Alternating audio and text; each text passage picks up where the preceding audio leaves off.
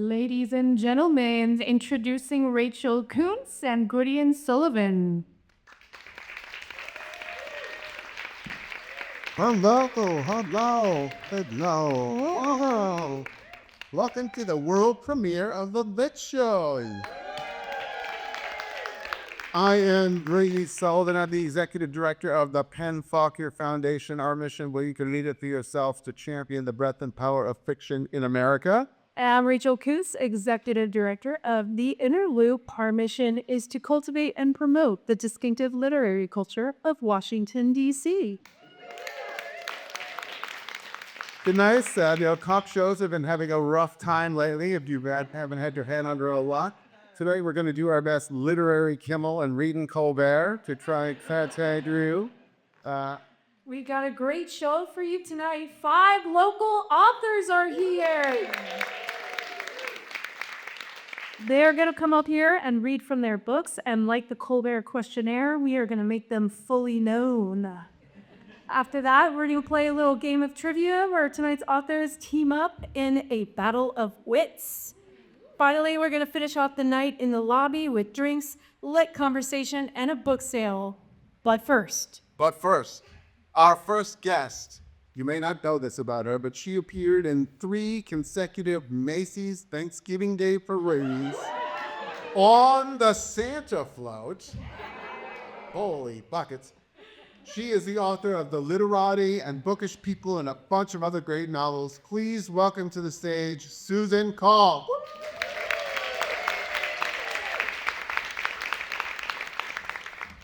All right, well, thank you for that great introduction. And I'm going to read a very brief section from The Literati, which is a kind of screwball comedy set in Washington, D.C. It's out of a literary nonprofit, as it happened.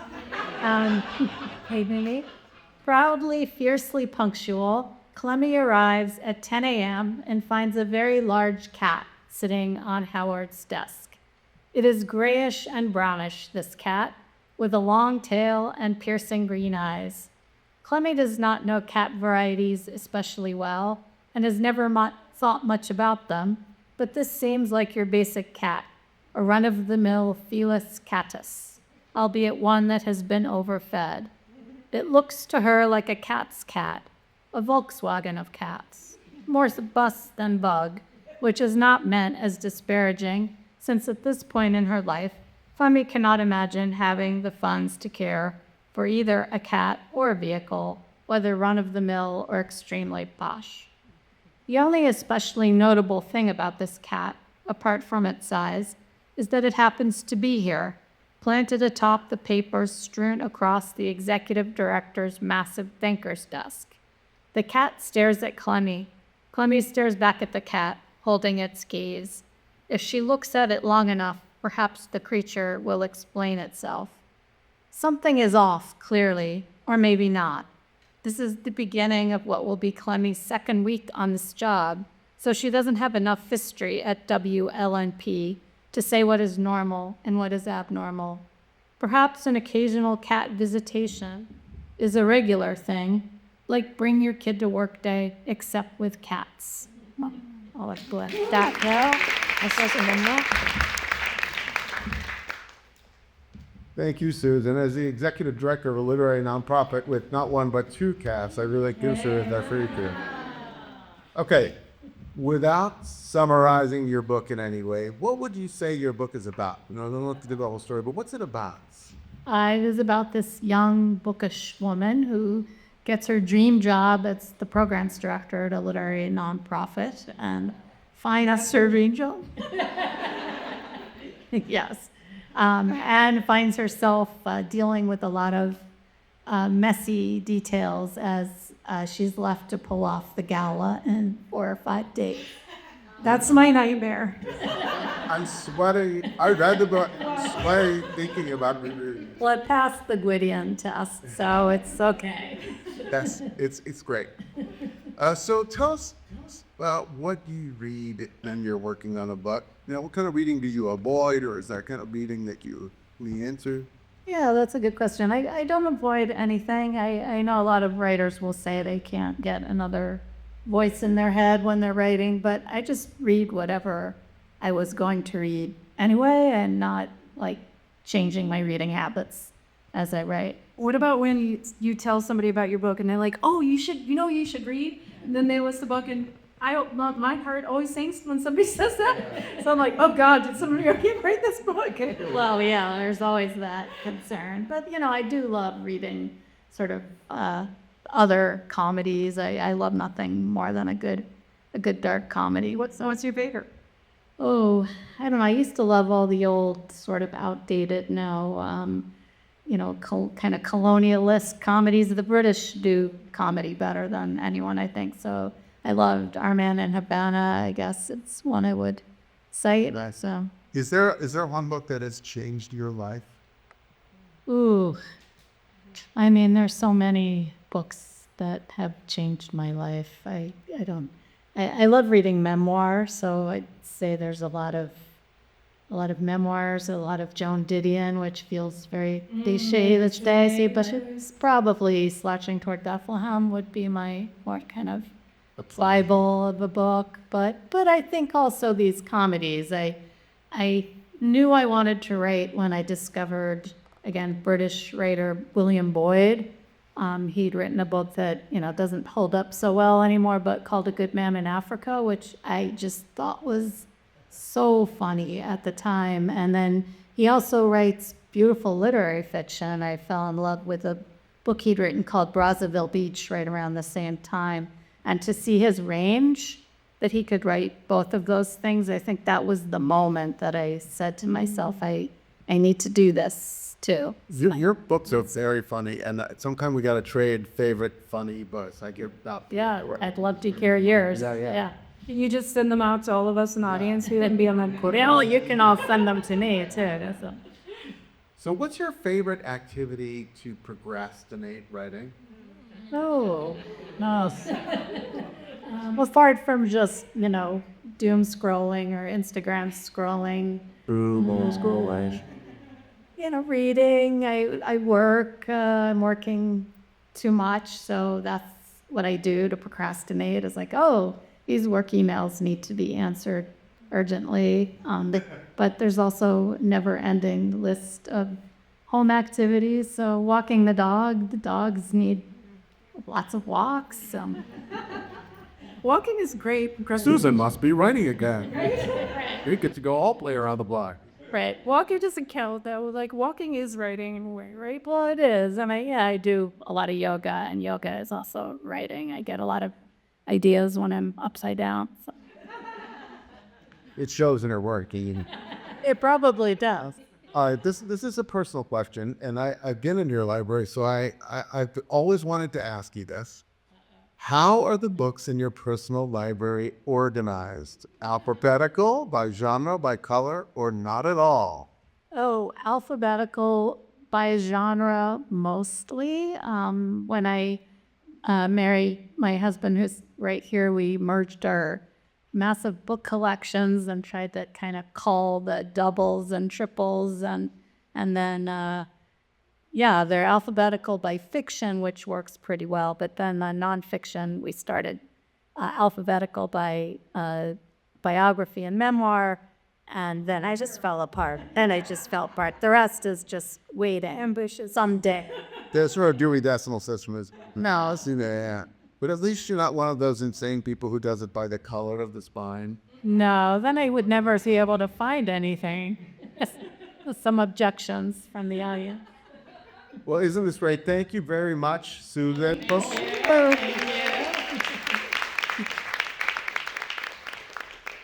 All right, up next, ladies and gentlemen, please welcome author of Delinquents and the forthcoming Hurricane Trinity. Little known fact, he owns a beer and wine store in Silver Spring.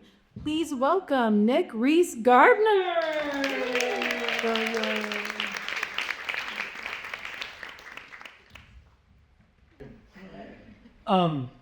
So actually, I didn't think about this at first, but I'm going to read to you from a story about a food truck, which actually won a contest from a beer blog.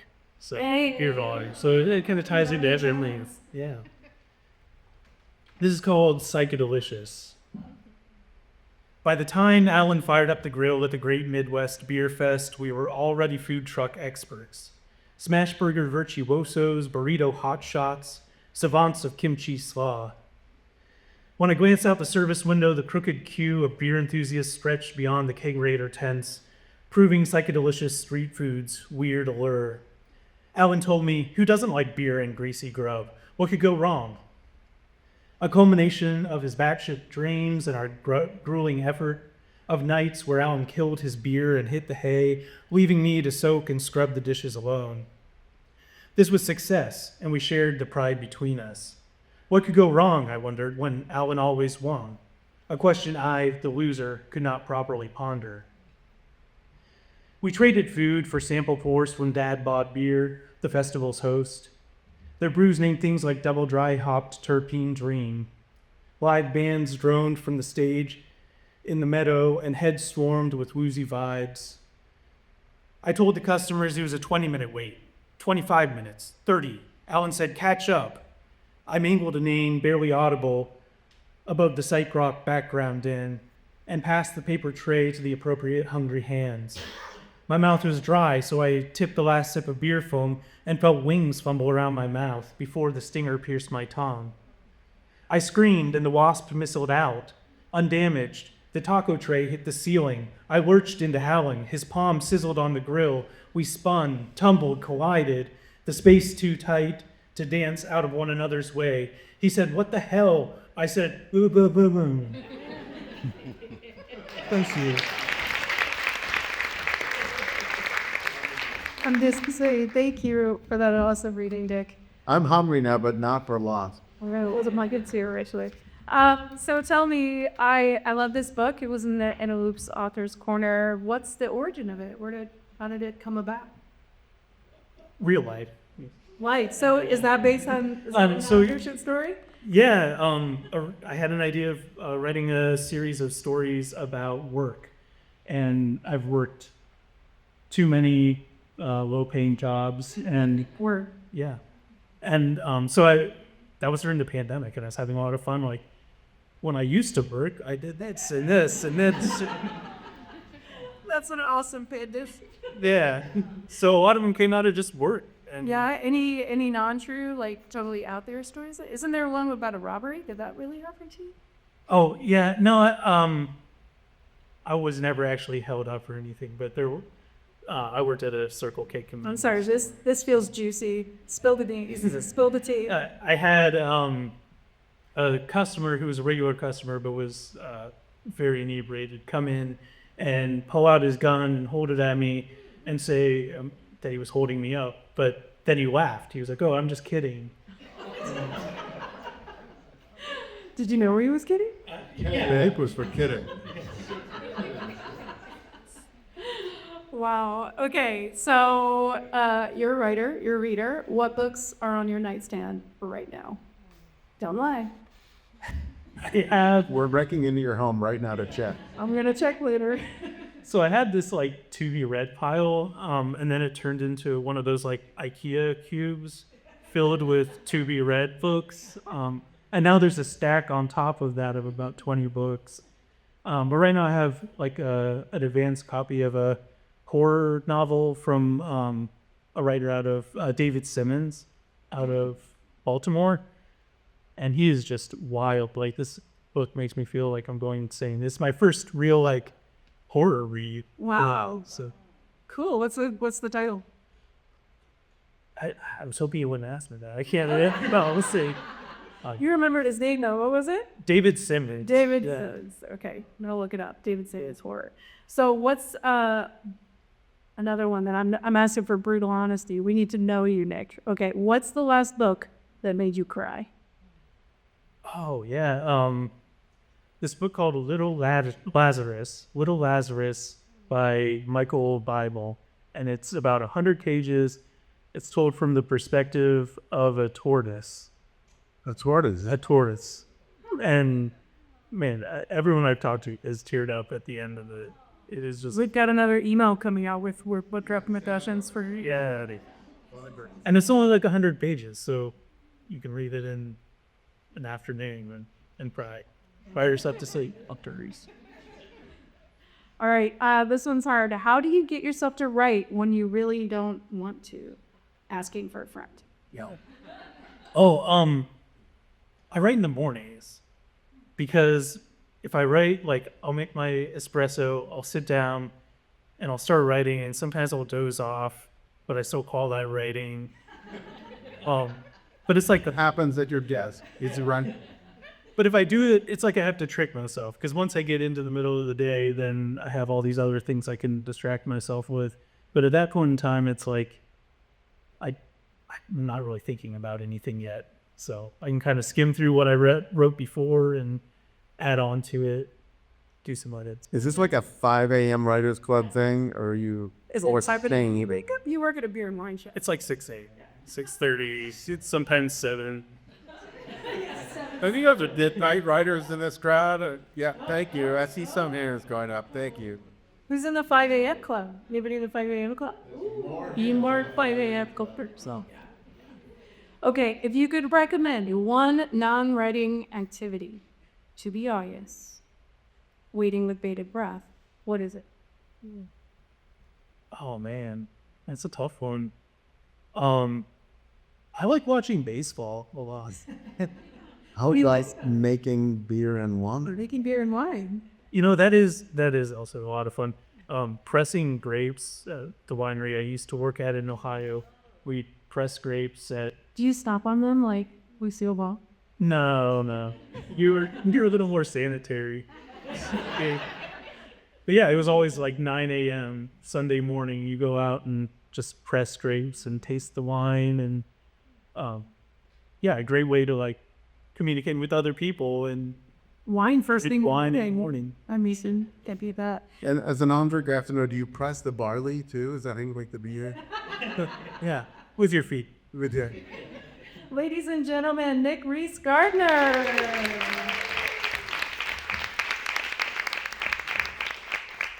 Our next guest is most well known for the fact that in high school he ran a Taylor Swift Tumblr, and Taylor Swift followed him. Come on, that's amazing, isn't it? He is the author of The Merriest Misters and Never Been Kissed, among others. Please welcome Timothy Janovsky.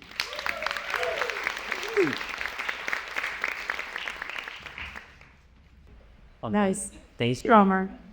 So I'm going to be reading from my novel, Once Upon You and Me. And we have a little bit of an awkward exchange after a kiss that probably shouldn't have happened. I'm sorry I kissed you last night. Is that a rumble of acceptance or dissent? Taylor rambles on without any further hints to go off from. It's no excuse, really, but I was half asleep. Part of me thought I was dreaming. We can forget about it. Simple as that. It's a feeble offer when Taylor's brain has already committed every millisecond of that kiss to permanent memory. A gulf-like silence stretches between them. Then Ethan says, "Is it really that simple?" The question is a powder keg, plopped between them. Taylor is unable to form words. I don't kiss people often, so when I do kiss someone, I don't easily forget. I'd be more than happy to move past it if that's what you were suggesting, but only if you answer a question first. Okay, Taylor manages to say. Ethan's voice is a steady metronome at rest when he asks, "Did you feel anything?" This has to be a trick question. All kinds of caution tape have been torn down by 4 seemingly harmless words flung carelessly into the air. Taylor has 0 seconds to catch any of those words because he's too busy building a courtroom-worthy defense. If even a fraction of truth flies out, his massive, inappropriate crush is sure to surface next. It was late. I'm honestly not sure. I wasn't fully awake to consider it. Okay, so he's no Aaron Brockovich. Are you awake now? Ethan asks.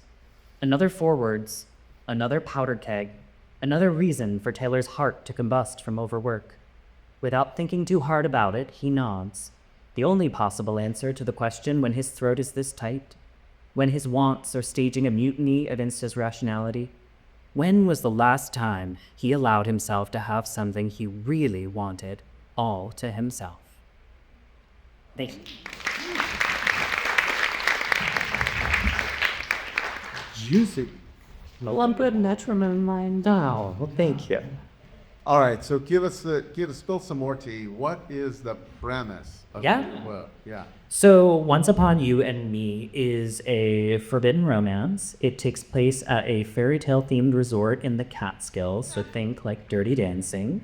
And it is about a mountain man manager who runs Storybook Endings Resort. And, I said hot. oh, yeah, he is hot. And his ex-wife's personal assistant, who has arrived at the resort to put together his daughter's Sweet 16. So there is a bit of forced proximity there. There is a bit of reading fairy tales aloud as foreplay. So, it's just a lot of good time. The whole thing is that. Yeah. That's what you say? Mhm. It is maybe a 3 chili pepper on a 4 chili pepper scale. Yes. It's okay. This is not network television. You can go by that. Okay. You ready to be known to this audience? Absolutely. All right. In an average year, how many books do you read? How many books do I read? Read, yes, not write. Hopefully, that are British. That's a good question. I am a very bad tracker of my reading, and I cop to this mostly because I learned how to block Goodreads and Storygraph in the code of my computer. So I'm not tempted to read my own reviews.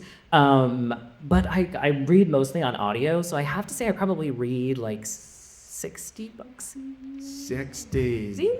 I listen to audiobooks at 2 times the speed because I have ADHD, so take that as you will. But however it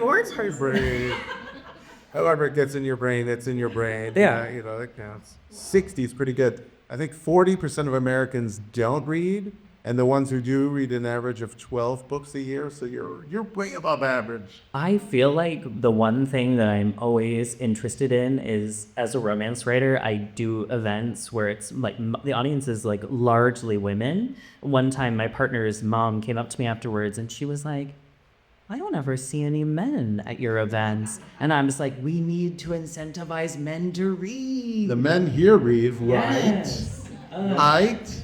Please don't read. Raise your hand so we can all give you. See me after the show. Okay, if you could make everyone in the United States read one book, what would it be and why? That's a very difficult. Yes, she's a power. You can actually do this. I know.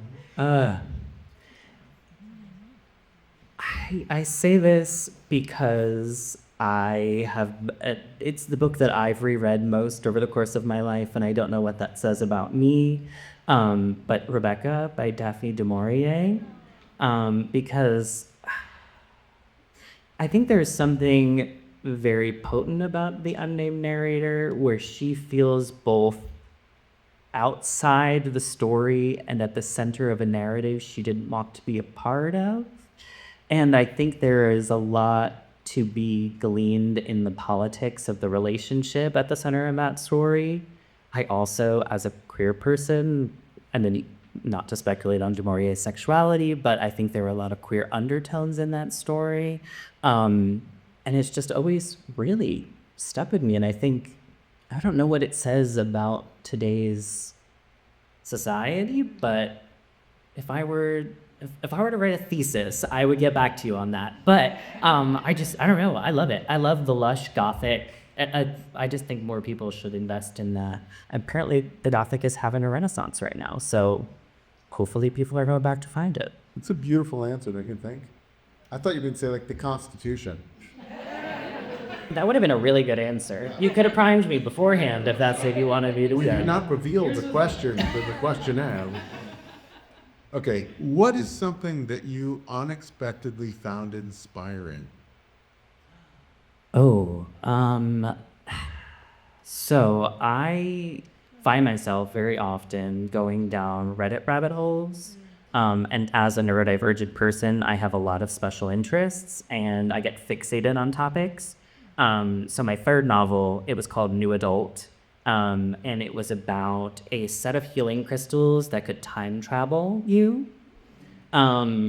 And the reason I wanted to write this book was because I had gone down like a very obsessive research rabbit hole about Gwyneth Paltrow and Goop. Ooh, come on, yeah. And I was just very, very interested in all the like snake oil lawsuits that she had been embroiled in. I mean, I read news articles that she had Goop stores where like mirrors were catching on fire in the stores. And people were still like, oh, I'll slather myself in her lotion. I think that's fine. And I was like, what does it take to, I think internally it's my childhood fascination with the Wizard of Oz, because there is that like the wizard at the beginning who is, just this traveling, and he's really selling you a lie. And I was like, oh, is Gwyneth Paltrow the wizard?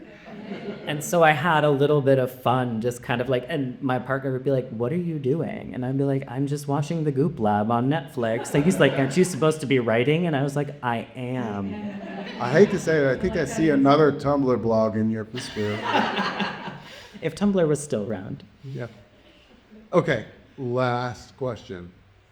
You're organizing a literary dinner party.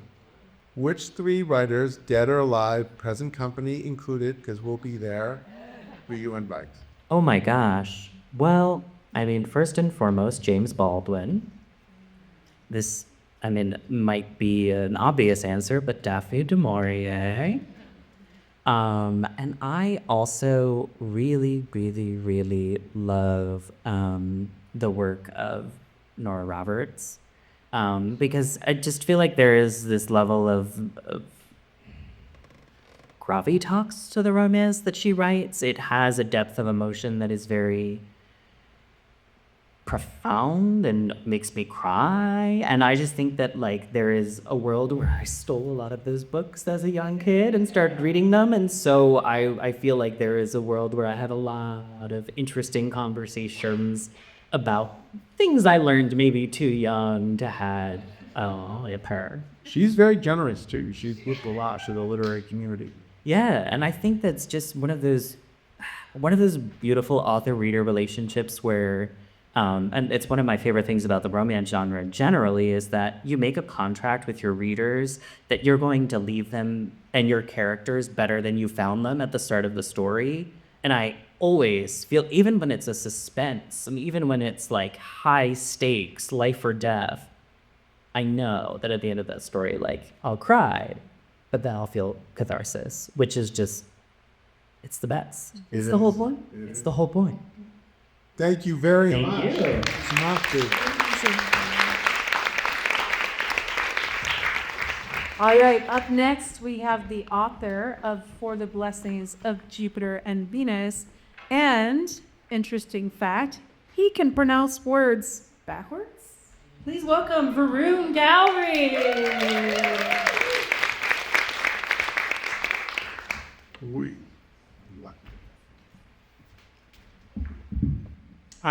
We'll do the backwards test in a minute, all right? Yeah, don't worry, I got some lined up. Thank you all for coming. It's really hard, guys. Just manhandle it. Okay, there we go. So I am going to read from my novel For the Blessings of Jupiter and Venus, which is a love story and a comedy of manners in the Jane Austen tradition about 2 people, Avi and Mina, who dated other people but still choose to have an arranged marriage. The first scene is the wedding scene. It's told from Mina's point of view, alternating points of view, she said, he said. Avi, a foot taller than Mina, was wearing a gold sherwani, turban, and scarf, with a silvery brocade running across his midrib and collar. He pulled her close, draping his arms around her, leaning his body in, resting his cheek on her head. Was he about to kiss her? She would love a kiss, and her mother and sister really should see it. Mina closed her eyes and waited, but he didn't make a move. Was he feeling self-conscious in front of these fussy uncles and aunties? She opened her eyes. He leaned back to look at her, their thighs pressing, and she thought, they must look like 2 irises in a vase, stems together, the heavy headdresses falling in different directions. Finally, The audience started to clap. Someone shouted, "They think marriage is one long embrace, won't they learn?" Laughter and applause and feet stomping like running elephants. He spoke into her ear as the crowd began to approach the stage. "Listen, so during my toast, I'll say a few words about why I'm running for township trustee. Just a heads up." "A campaign speech at their wedding? Do you think that's appropriate?" she asked. "And make them happy. This wedding isn't just about you and me, Nina. It's for everyone." Maybe this was how it was done in Ohio. Anyway, she believed in Avi's easy confidence, his upraised eyebrows and playful smile, his commitment to family and community, also unlike her previous life, those empty hopes, and that romance with Peter, such a waste, 2 burnt-out wicks. She took Avi's arm and descended from the platform as the recessional music began. It was a Bollywood rendition of Beethoven's Ode to Joy, which Avi had selected, telling her that their wedding and their lives would blend East and West, tradition and modernity, the relic and the recent, the stately and the crazy, the choral and the guzzle. Thank you.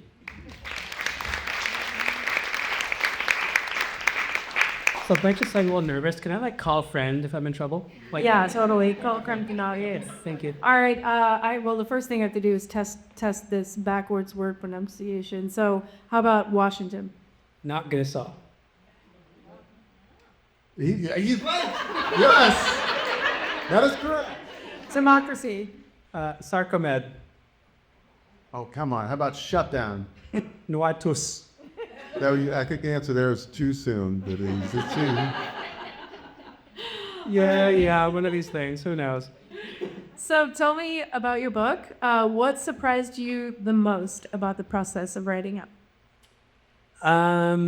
So it's about 2 people, Abi and Mina, and I kind of enjoyed writing about the woman, Mina, more than about Abi. I didn't expect that. I think partly it's because she's sort of, academic-y like I am. Avi's a bit of a Charlie Brown character. He's like, and he was very easy for me to make fun of. And there was actually Tamar is in the audience. We had someone in our writing group, this British guy. He at one point said to me, "Oh, for God's sake, get him a dog or a cat or some reason for me to like him." So it's like I was making fun of him. And so, I just related to her, and that surprised me. I had more to say about that if you want to, Yeah, hit me. What more do you have to say? What was so surprising about her character? Well, it was more like, I feel like there's something about writing that's a little bit like therapy, It's a little bit like, okay, what is my feelings about this guy, which are feelings about me, which is like, why am I so hard to like, basically? You are easy to love. Thank you. Okay, so you're going away for a long weekend. How many books do you pack? How many do you say you're gonna pack, and then how many do you actually? I will try to pack 1 fiction and 1 nonfiction. Sort of like one thing when I'm feeling kind of expansive and exploratory, and something when I'm feeling very sober and whatever. I kind of want to have both those moods available. And are you a physical book guy or Kindle or like an audiobook guy like Timothy? Right. I was into Kindle for a long time. It's on my phone. It's really easy. But now I'm coming back to the feel of books. I was just away for a week and had a couple books with me. It just felt solid. It felt nice. I just want to feel the progress I'm making in a book. Totally. Yeah. I never know where I am. Yeah. But there's something so satisfying about flipping pages when you're reading on your phone because you feel like you're reading at a blazing. I read 19 pages in 4 minutes. But then it gives you some crazy suggestion, do you want to move forward to page 73 or go back to 22? And you're like, what page am I on? Yeah. Speaking of books, are there any classic novels that you only recently read? So I came back and, I reread it. But what's one that, I really looked at A Christmas Carol again, over the past year or so. I kind of read it fast and, wow, that's just great. It's just great. I love that feeling where he's just at the very end, he's like suddenly realizes that he could be a good person. He's like, woohoo! It's like, I don't know if you know, I'd like to give that book to. yeah. Prescribe it like medicine. Well, that's true. I was thinking about that when you asked what book every American should read. I think that's it. Christmas Carol. Yeah, certainly right now. So this one is, you got to think about, what's the first thing you do when you decide to sit down and write? When I decide, When you decide. okay, I think, okay, am I really writing or am I toying with the idea of writing? No, because then when I actually sit down to write, I have a little ritual where I light a candle. And I'm like, that's my signal that I'm writing, and I'm not like, emailing or snacking or whatever. Well, snacking's fine, but like. Go out yourself to eat one, right? Okay, good. But that's like my signal, like I'm really writing, and it's just a nice little, ritual. And so then when I'm done writing, I'll blow the candle out. Wow. But the first thing is like, am I actually writing? Because then I gotta light the candle. It's like a big deal. People around me now, oh, the candle's burning. Don't. Don't talk to Dad, or is it a scented candle? Lavender. Lavender. Ooh, love that. All right. Who is your favorite fictional anti-hero or villain? She gave us this Christmas Carol. I feel like that ends happy. What about a good villain? Good villain. I think I'm gonna go. I'm just having these memories of reading Paradise Lost in high school, and there's all these lines about Satan and how big he was. And my friends in class would always the teacher would ask us for synonyms that go like huge, large, enormous, and they're just something about Satan being interesting and big stuck in my head, And I've always interested in this idea that like evil characters are more interesting than God, sort of that kind of thing. And so, I don't know, that's what comes to mind right now. Paradise Lost, it's classic. Who knew he was a Satan worshiper? Ladies and gentlemen, Varun Gauri. And for our last guest, she is the author of Miracle Creek and Happiness Falls. And fun fact about her, that being a writer is actually her 5th career. And there's no truth to the rumor that numbers 1 through 4 were like Carney and Rhodey. I mean, I don't know what they were. Please welcome to the stage Angie Kim.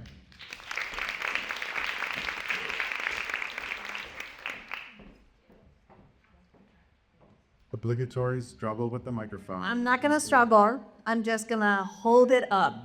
Because, and apologies for not having an actual book with me, but I was worried about my vision and not being able to read. So, this is from the beginning of Happiness Falls, and it's from chapter 1, which is titled Lock, Bach, and K-pop, and it's from part 1 of the book, which is Everyone's Fine. And spoiler alert, not everyone. Everyone's obviously not fine. All right. We didn't call the police right away. Later, I would blame myself, wonder if things might have turned out differently if I hadn't shrugged it off, insisting Dad wasn't missing, but just delayed. Probably still in the woods looking for Eugene, thinking he'd run off somewhere. Mom says it wasn't my fault, that I was merely being optimistic, but I know better. I don't believe in optimism. I believe there's a fine line, if any, between optimism and willful idiocy. So I try to avoid optimism altogether, lest I fall over the line mistakenly. My twin brother John keeps trying to make me feel better too, saying we couldn't have known something was wrong because it was such a typical morning, which is an asinine thing to say, because why would you assume things can't go wrong simply because they haven't yet? Life isn't geometry. Terrible, life-changing moments don't happen predictably at the bottom of a linear slope. Tragedies and accidents are tragic and accidental precisely because of their unexpectedness. Besides, labeling anything about our family typical, I just have to shake my head.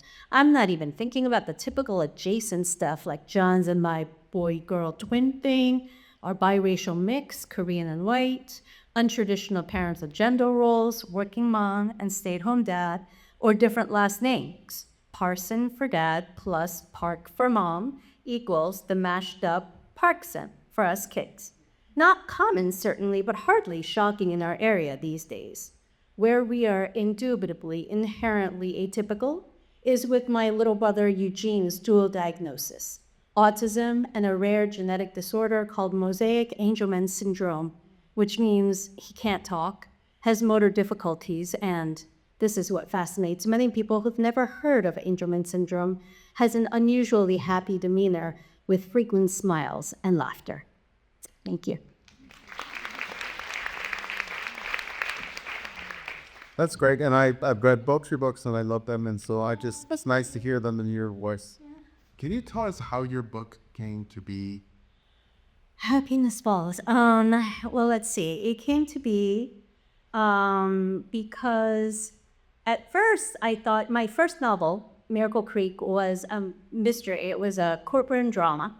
And I thought, okay, I came to writing pretty late started writing in my 40s. And so I wanted to use, the writing of each novel as an opportunity to learn. And so I was like, I'm not going to do anything related to mysteries whatsoever. And I thought it was going to be a cute little, family drama about a quirky family. And the dad is really obsessed with happiness theories and wants to quantify and maximize happiness and does these quirky happiness experiments on his family. And the family was going to try to help him get his book published. That was the book. And then I started doing some research into Eugene, the 14-year-old who can't talk. And I was like, how will the family incorporate him into their quirky happiness experiments? So I called some of my friends who have children who are non-speakers with, autism and such from the area. And I asked them that question, and then they blew my mind by saying, you haven't seen my kid in a while, but he's actually learned to communicate through spelling. So even though he can't speak, it turns out that he's really smart. Like one of them had gotten into college, and I was just floored. And I just thought, you know what? Forget the cute little. I still love this family, and I still wanted to do the quirky happiness experiments, and that's still in there. But I really wanted to write something that sheds light on this population of people who've been underestimated their entire lives, and talk about communication issues. And so I was like, what can I do that can shed light on that? And so I ended up changing the whole thing and writing the concept being the father and the son, this Eugene, go into the woods, and only Eugene returns home. And so the father is missing. In order to figure out what happened to him, the communication and trying to communicate with him and seeing what is inside his mind becomes the core of the book. And so then I ended up writing, something with a mystery in the middle of it, which is something I said that I wouldn't do. Can't deny your nature, right? Yeah. Okay, so talk about your ideal reading experience. Like how and where and in what state do you like to read? Okay, so I know this, so I would be on the hammock, on the beach, ocean, preferably on the west facing, because I'm very precise. Yes, because West facing. well, no, because I love sunset. I love sunrises and sunsets. I am not a morning person. So if I'm on the East Coast, like somewhere facing east, then I can't miss the sunrise. So I make myself get up for the sunrise, which makes me crabby all day. And then I'm like a total bitch, like all the rest of the day, chilling for families. So preferably west facing with like, like maybe a vodka martini or so just wait and see, says Sherlock. That's awesome. All right, so what is the last book, speaking of reading, that made you curious? The last book that made me furious, but in a very good way. Can I do something? Is that cheating? Okay. I'm so glad. No. Okay. I was trying to figure out how I was going to bring up this book because I'm in the middle of it. I'm almost done with it, and I'm in love with this book so much. It's called Skinship by Yoon Choi. Has anybody read it? Okay, so Susan Choi, who I was with for the National Book Festival, she's a very good friend of mine. We were hanging out afterwards, and I was telling them about my current book project, which is Linked Stories. And she was like, oh, and I was describing a little bit, and she was like, you've got to read Skinship. And so I was like, so I started, and she was like, it's seriously the best short stories I've ever read in my life. And I was like, okay, well, if Susan Choi is telling me that, I have to, and she reads a lot because she teaches it.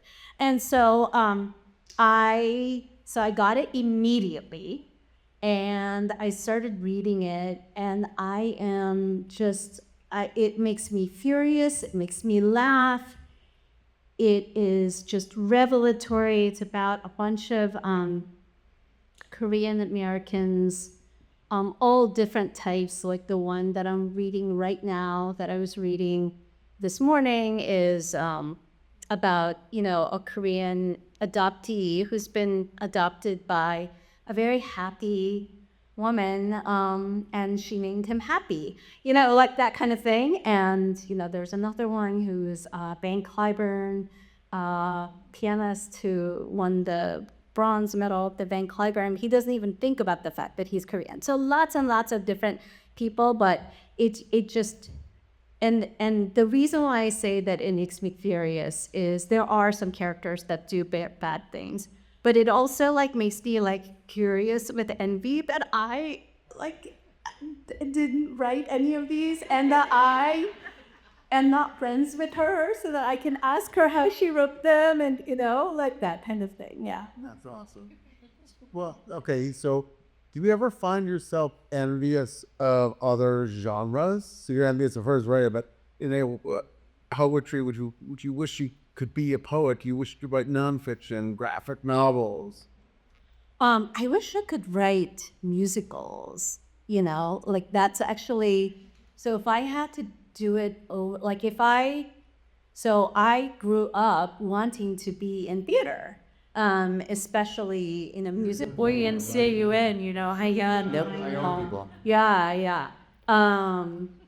That was my major in high school, and then my high school teacher, actually my acting coach, told me when I was about to graduate, they took me aside and they were like, listen, we hope you're Asian. There really aren't roles for Asians. This was in the 80s, and it was true, factually, kind of. So I do think that they were, concerned about me, but they were and I also think that it's possible, very, very possible, that I just wasn't very good, and this was terrible. Why are you discouraging me for my own good? All going into goals. Let her off easy. Don't do it. Don't ruin this crashing. And so I became a lawyer, which is my first career, because I was like, what can I do? That's kind of That's not a hard right turn from Wesley, right? No, but then but whenever I go see theater, especially musicals, I love music too. I just think I just wish just to be in the chorus or anything. It would be just so amazing. And then lately I've been thinking, I just rewatched Hamilton in the movie theater, which was really fun too, because I hadn't seen it in the theater. I did in the theater there, but and I've been just thinking about just that marriage of music and the words and just bringing all of those disciplines together. I just think that would be so amazing. I would love that. Yeah, I'm really envious.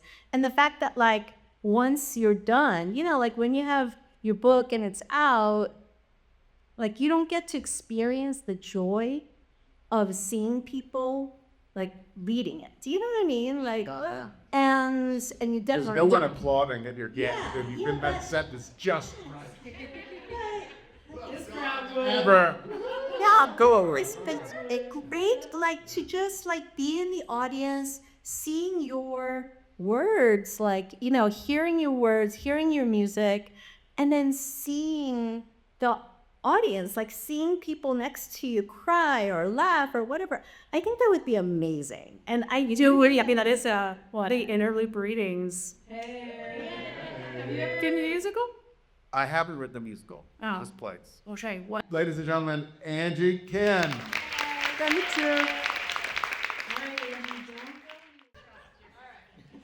All right, so we've got two teams. You have 30 seconds to come up with names while I explain the rules to the audience. So confer amongst yourselves, come up with names, team names. All right, all of the rules of the trivia game that you need to know is that I make the rules on the spot. So, Ryan, if you want to clap for the answer you like the most, or which team you think answered the fastest, you can do that. We have questions where you will confer with one another, and then we have rapid fire questions where you just scream it out, okay? I have 2 blue cards over here. This is your buzzer. Can I ask a quick question? Yeah. So this is the closest I'm going to be to Wait, Don't Tell Me. Yes. So can you leave your voice on my answering machine, if please? You got it. I have your number. I'll call you. All right. So let's get into it. What do you say? Are you guys ready for some trivia? Oh, what are your team names? The pen is mightier than the answer. That's way too long. The Sherlock Holmes. Sherlock, okay. His pen is mightier than the answer. All right. So you'll buzz in for this one after you confer. This one is called Who Said It? Writer or entrepreneur? No. Yeah. Ready? Don't wait for opportunity, create it. Work fast. Let me see. Oh! Entrepreneur. And that was George Bernard Shaw. Okay. You gotta be faster over there, guys. All right. To succeed, you need 2 things, ignorance and confidence. Okay. Oh, go ahead. Entrepreneur again. Mark Twain. Negative 50 points. You gotta confer longer. You gotta confer shorter. We got our strategy. He who is not courageous enough to take risks will accomplish nothing. Varun. Entrepreneur. Ding, ding, ding, ding, ding. That was Muhammad Ali. Last one. We know what we are, but not what we could be.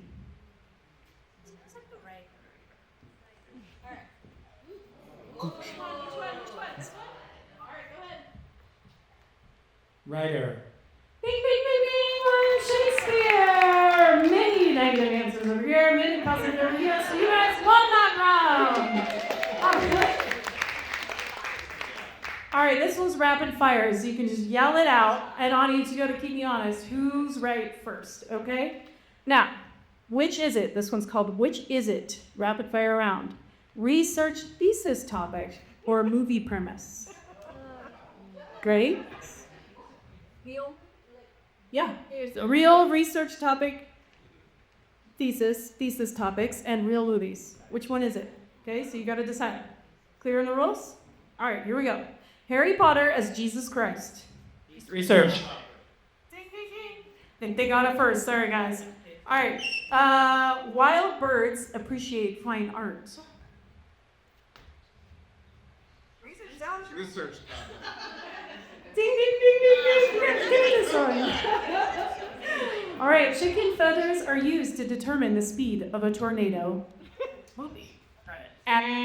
Research topic. Maybe both. I don't know. I haven't seen all the movies in that. Are you saying you're known movies about research? What's what you're saying?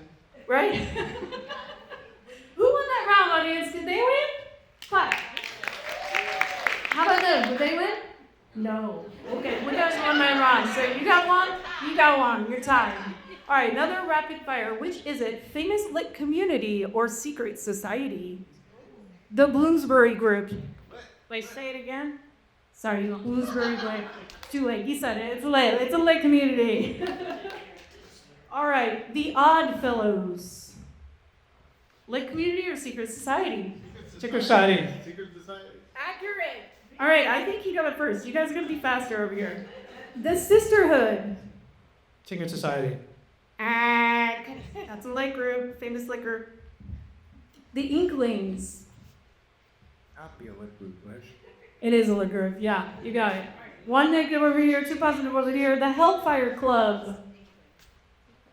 Secret society. What'd you say? Let's hear it. Lit group? Secret society. The Hellfire Club? All right. One more to figure out who wins. What are we, neck and neck? We need one more, right? All right, let's give it to them. The Mandarins. Liquor. Ding, ding, ding, ding, ding. This team wins the round. I'm impressed. All right, here we go. I can't skip my favorite one. Rapid fire, indie press or indie rock band? Okay. $2 radio. Indie press. Accurate. Feeble little horse. Feeble little horse. Rock band. Band. Ding, ding, ding, ding, ding. I think you guys done it first. Rose medal. Press. Yes. Oh my gosh, you're good at this. Baby medal. Band. Yes. Big on fire. Little puss. What? Little puss. Band. That's an indie press. Last one, flood. That's a trick question. It's both. All right, this one definitely won. Who's keeping track? Who's winning here? Is it this dude? It's tied. Okay, Courtney says it's tied. I believe Courtney. All right, true or false? This one's a confer, so get your buzzers ready. It's a confer. All right, publishing numbers. You have a better chance of getting published in the Journal of the American Medical Association than the Kenyon Review. True or false? Varun. True. That is true. You have a 4% chance of getting into the medical journal, a 0.14 chance of getting into the Kenyon Review. So, sorry guys. All right, true or false? You're more likely to be struck by lightning than to win a writing contest with a major literary magazine.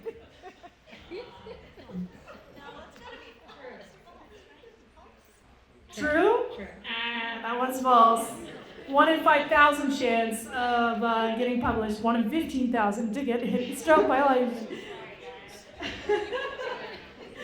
All right, last one of publishing numbers. You're more likely to hit a blackjack in a casino than to land a book deal with a Big 5 publisher.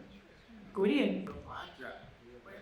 Way more likely, yeah, like double or triple more likely to win at a casino than to get Big 5 publishers. Sorry, guys. All right. I'm going to skip ahead. Little Miss Sunshine here. Yep.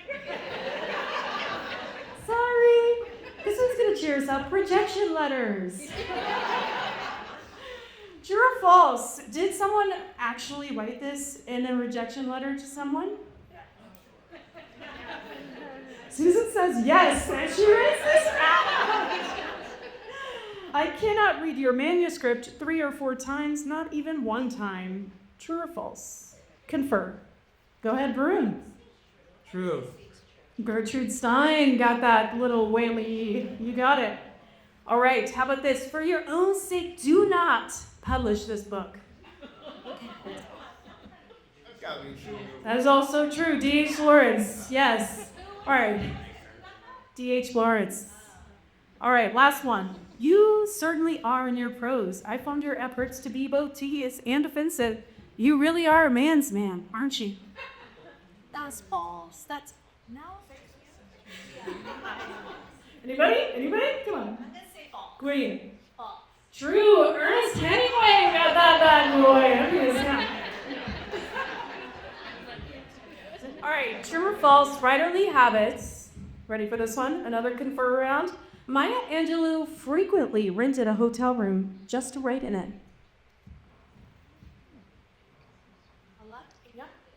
True. That is true. Next one, Joan Didion insisted on sleeping in the same room with the book she was nearly finished writing. Gwydion and Angie liked it. It is true. All right, Jack Kerouac did 9 touchdowns every time he finished a project, which entailed standing on his head and touching the floor with his toes.